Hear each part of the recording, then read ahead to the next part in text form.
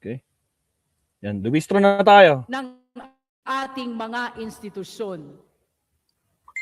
Ang katapatan natin sa batas at ang ating kakayanan na unahin ang bayan kaysa sa politika. On behalf of the Committee on Justice and in faithful compliance with our constitutional mandate, I rise to sponsor Yun. Committee Report number 261, together with House Resolution number 989, setting forth the articles of impeachment against the Vice President of the Republic. Mr. Speaker, simple lamang ang hinihingi ng pagkakataong ito sa atin. Sundin natin ang konstitusyon. Nothing more, nothing less. Hindi po kami narito upang humatol ng pagkakasala. Hindi rin kami narito upang magparusa. Ang tanong lamang na nasa harap natin ngayon, may sapat bang dahilan upang ipagpatuloy ang paglilitis sa Senado? Iyan lamang po ang tanong. At iyan ang sagradong tungkulin na ipinapasa ngayon ng Committee on Justice sa buong kapulungan. Hawak po natin ngayon ang bunga ng mahabang proseso. Hindi ito nabuo sa isang gabi. Hindi ito produkto ng chismis, galit, o sigaw sa social media. Committee Report, 52 pages. House Resolution, 18 pages. Articles of Impeachment, 23 pages. At lampas pa rito ay libu-libong pahina ng annexes, records, certifications, testimonya, financial documents, at deliberations na masusing pinag-aralan ng Committee on Justice. Bawat pahina ay may bigat. Bawat dokumento ay may implikasyon. Bawat testimonya ay may kaakibat na pananagutan. Nagawa na po ng Committee on Justice ang bahagi nito. We examined the evidence. We tested the arguments. We listened to every side. We placed everything on record. At ngayon, ang desisyon ay nasa kamay na ng buong House of Representatives. Tayo ngayon ang haharap sa sambayanang Pilipino upang sagutin ang isang simpleng tanong. Kapag may mabigat na aligasyon laban sa isa sa pinakamataas na opisyal ng Republika, ano ang dapat gawin ng House of Representatives? Tumingin sa kabila, manahimik, o sundin ang konstitusyon? Nitong mga nakaraang araw, paulit-ulit nating narinig ang isang tanong. May numero ba tayo? Ilan daw ang boboto? Kaya ba ang 1/3 vote? May umatras na raw. May nag-withdraw na raw. Wala pang ang botohan. May bilang na agad ng mga sumusuko. Pero, Mr. Speaker, distinguished colleagues, iyan ba talaga ang pinakamahalagang tanong ngayon? Because if we remember, we already went through this process before. Noong nakaraang impeachment proceedings, mayroon ng sapat na numero. 215 kasapi ng kapulungang ito ang bumoto upang isulong ang impeachment. Isa iyon sa pinakamalaking bilang sa kasaysayan ng ating Kongreso. Pero ano ang nangyari? Tinigil ng Korte Suprema. At mahalagang linawin kung ano ang tunay na sinabi ng Korte Suprema. Hindi nila sinabi na wala nang dapat sagutin. Hindi nila sinabi na walang kailangang ipaliwanag. Hindi nila sinabi na bawal nang magkaroon muli ng impeachment proceedings.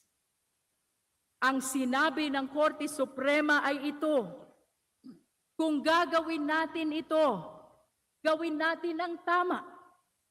Sundin natin ang proseso. Sundin natin ang konstitusyon. At iyan po ang ginawa ng Committee on Justice. Kaya ang tunay na tanong ngayon ay hindi lamang kung may numero tayo. Ang mas mahalagang tanong, sinunod ba natin ang proseso? At higit sa lahat, mayroon ba tayong ebidensya? Mr. Speaker, distinguished colleagues, proseso at ebidensya.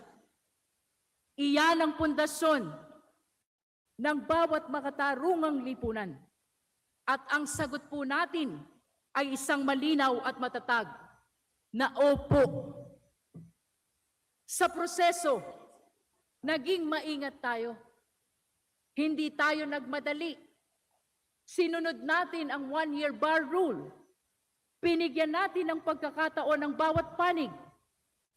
Ang mga pagdinig ay isinagawa ng hayagan, naka-livestream at bukas sa taong bayan. At higit sa lahat, pinakinggan natin maging ang mga tumututol sa impeachment. Pinakinggan natin ang bawat manifestation, bawat argumento, bawat legal na punto.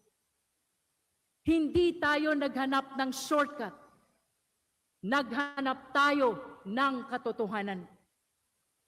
At maging malinaw po tayo, ang prosesong ito ay hindi paghamak sa mga Pilipinong sumusuporta sa Vice-Presidente. Sa isang demokrasya, ang suporta ng mamamayan ay dapat igalang. Ngunit kahit gaano kataas ang posisyon, kahit gaano kalakas ang suporta, walang sino man ang lampas sa pananagutan sa ilalim ng konstitusyon. Hindi ito usapin ng apelyido, partido o rehiyon. Ang prinsipyo ng pananagutan ay dapat umiiral kanino man, kaalyado man o kalaban. At kapag may aligasyon laban sa sino mang opisyal ng pamahalaan, maging miyembro man ng House of Representatives, Senado o Ehekutibo, dapat itong imbestigahan at sagutin sa ilalim ng batas. Walang puwang sa isang tunay na demokrasya ang selective accountability. At sa ebidensya naman, nakita natin ang mga dokumento na hindi maaaring ipagsawalang bahala. Mga certification mula sa PSA, mga disallowance mula sa COA, mga records ng transaksyon mula sa AMLC, mga dokumentong isinumite mismo sa Committee on Justice at isinama sa official records ng kapulungang ito. Nakakita tayo ng mga pangalang walang official records. Nakakita tayo ng mga confidential funds na idineklarang disallowed at pinababalik sa kaba ng bayan. At nakita rin natin ang ulat na nagpapakita ng bilyong-bilyong piso ng inflow at outflow na mga transaksyon sa loob ng maraming taon. maaaring may paliwanag sa bawat transaksyon. Ngunit sa laki, lawak at pattern ng mga ito, tungkulin nating tiyakin na ang mga ito ay maipaliwanag ng lubos sa tamang forum at sa ilalim ng panunumpa. At habang pinag-uusapan natin ang bilyon-bilyong piso, alalahanin natin kung kaninong pera ito. Pera ito ng manggagawang pumapasok kahit kulang ang pamasahe. Pera ito ng magulang na nagtitiis upang mapag-aral ang anak. Pera ito ng pamilyang pumipila sa ospital, ngunit walang pambili ng gamot.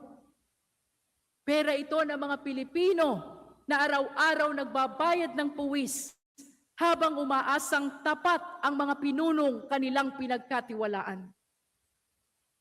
Kaya kapag may mga tanong tungkol sa paggamit ng pera ng bayan, hindi maaaring manahimik ang House of Representatives.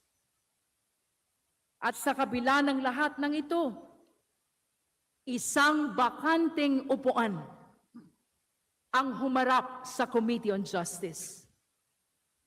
Hindi dumalo ang Vice Presidente upang personal na sagutin ang mga isyong ibinabato laban sa kanya.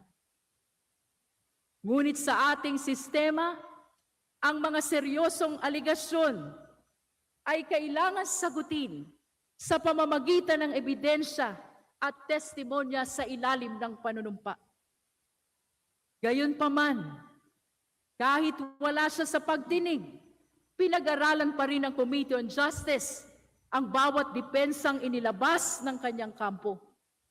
At matapos ang mahabang deliberasyon, matapos ang halos 22 resource persons, matapos ang libu-libong pahina ng records, nagkaisa ang Committee on Justice. Unanimous po ang boto.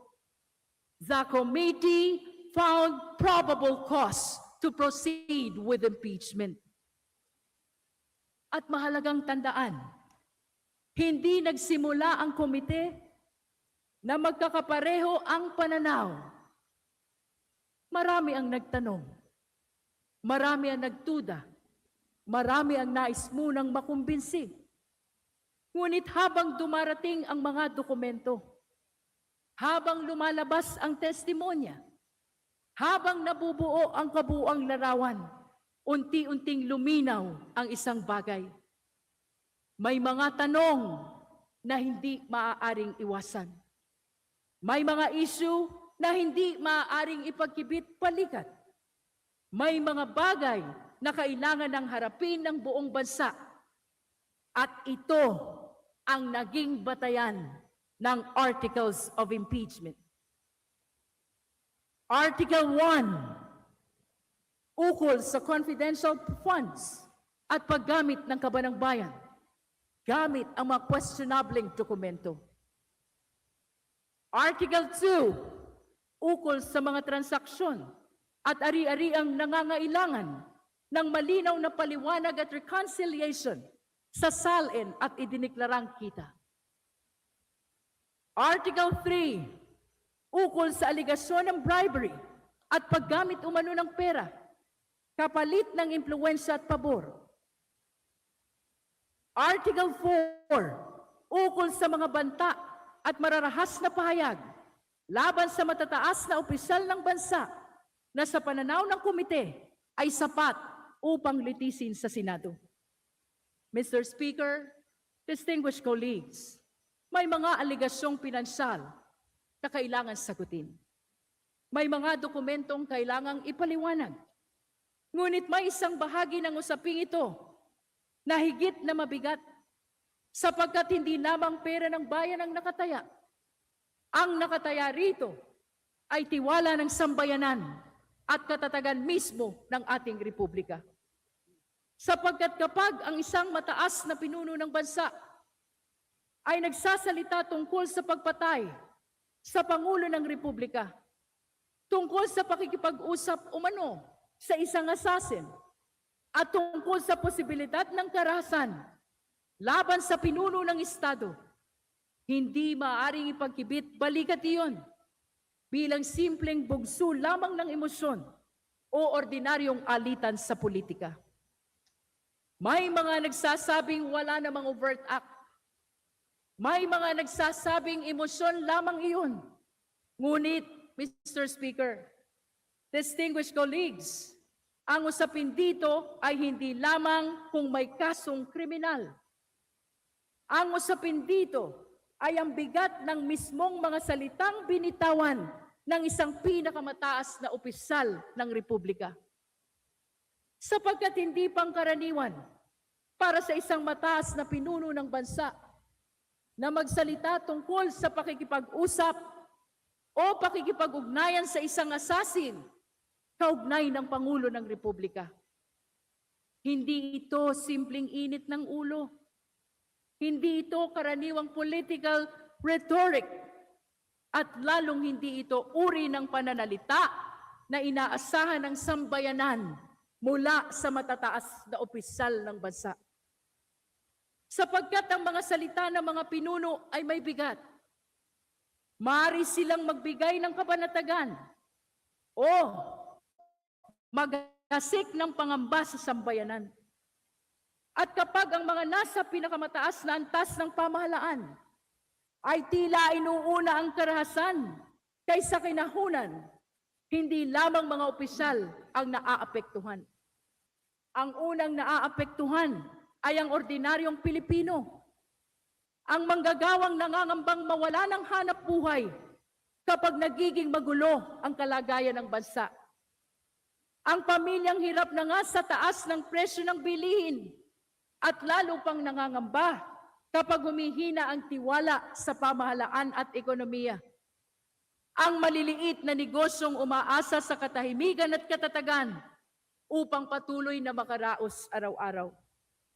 At ang mga magulang ng tanging hangad ay isang ligtas, maayos at matatag na kinabukasan para sa kanilang mga anak. Sapagkat sa panahon ng krisis, hindi karahasan ang hinahanap ng bayan sa kanilang mga pinuno. Ang hinahanap nila ay kapanatagan. Hindi takot, hindi pangamba, hindi kaguluhan. Sapagkat ang tunay na lakas ng pamumuno ay hindi nasusukat sa tapang at karahasan. Nasusukat ito sa kakayahang magbigay ng kaayusan, kapanatagan sa sambayanan, lalo sa panahon ng pangamba. At ito ngayon ang isa sa mga tanong na kailangang harapin ng sambayanang Pilipino. Anong uri ng asal, paghusga at pamumuno ang inaasahan natin mula sa mga pinunong pinagkakatiwalaan ng sambayanan? Mr. Speaker, distinguished colleagues, ang mga articles of impeachment na nasa harap natin ngayon ay hindi simpleng political document. Ito ay salamin ng isang mas malaking tanong na bumabagabag sa sambayanang Pilipino. Anong uri ng pamumuno ba ang karapat-dapat sa ating bansa? Sapagkat ang usapin dito ay hindi lamang legal. Ito ay moral, ito ay constitutional. At dahil moral at constitutional ang usapin, hindi maaring takasan ng alinmang institusyon ang tungkuling ito. At kapag may mabibigat na pagdududa tungkol sa paggamit ng pera ng bayan, tungkol sa katapatan sa salin, tungkol sa asal at pananalita ng isang pinuno, hindi maaring manahimik ang House of Representatives. Hindi tayo maaaring magbulag-bulagan. Hindi tayo maaaring matakot. Hindi tayo maaaring maging kasabwat ng katahimikan. Mr. Speaker, distinguished colleagues, marahil ito ang isa sa pinakamabigat na boto na gagawin natin bilang mga halal na kinatawan ng bayan. Sapagkat ang pagboto natin ngayon ay hindi lamang tungkol sa isang tao. Ang pagboto natin ngayon ay tungkol sa uri ng republika na nais nating ipamana sa susunod na henerasyon. Kung mananaig ba ang pananagutan o ang takot? Kung mananaig ba ang katotohanan o ang ingay? Kung mananaig ba ang konstitusyon o ang kapangyarihan? At ngayon, balikan natin ang tanong na paulit-ulit nating naririnig. May numero ba tayo, Mr. Speaker? Distinguished colleagues, opo, meron po tayong numero. Ngunit ang numerong tinutukoy ko ay hindi lamang bilang ng boto. Nasa records po ang numero. 6.7 billion pesos. Iyan ang numerong kailangang may paliwanag sa sambayanang Pilipino. Iyan ang numerong hindi maaaring ibaon sa limot. Iyan ang numerong nagtatanong kung may mga bagay bang kinakailangang lubos na may paliwanag sa sambayanang Pilipino. At sa Senado, naroon ang pagkakataon ng Vice Presidente na sagutin ng buo ang bawat aligasyon.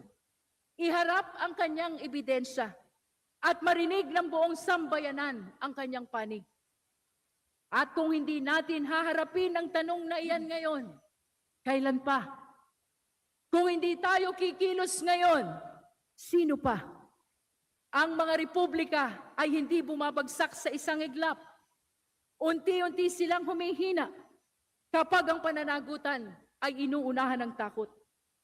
Mr. Speaker, distinguished colleagues, ang hinihingi lamang natin ngayon ay ipagpatuloy ang proseso.